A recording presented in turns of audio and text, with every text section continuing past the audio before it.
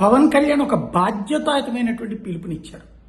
తన నియోజకవర్గంలో 3 రోజుల పాటు సంక్రాంతి సంబరాల్లో పాల్గొనడానికి వచ్చినటువంటి సందర్భంగా ఒక చక్కటి పాయింట్, పండగంటే పండగే అద్భుతంగా చేసుకోవాలి, కానీ సంక్రాంతి పండగంటే మహిళల గుండెల్లో రైళ్లు పరిగెత్తుతున్నాయి.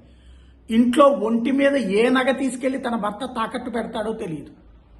పేకాడతాడా, మందా, లేకపోతే గనక గుండాట, ఇట్లాంటి జూదాలలో కోట్లకి కోట్లు తగలేసుకుంటున్నది ఎగువ మధ్య తరగతి, లక్షలకి లక్షలు తగలేసుకుంటున్నటువంటిది మధ్య తరగతిని, అలాగే 100,000 తగలేసుకుంటుంది దిగువ మధ్య తరగతి.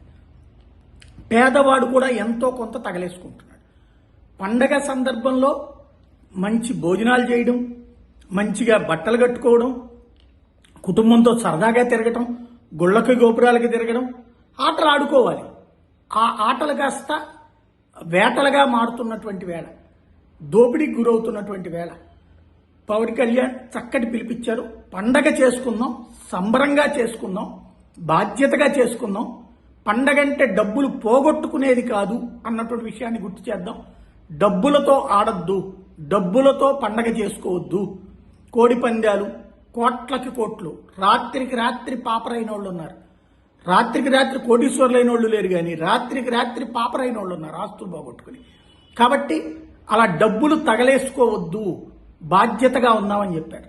మరొకటి, పార్టీ జనసేన పరిపాలనా కార్యాలయం తాడేపల్లిలో ఉన్న ఒరిజినల్గా తన కార్యకలాపాలన్నీ పిఠాపురం కేంద్రంగానే అనుకోండి.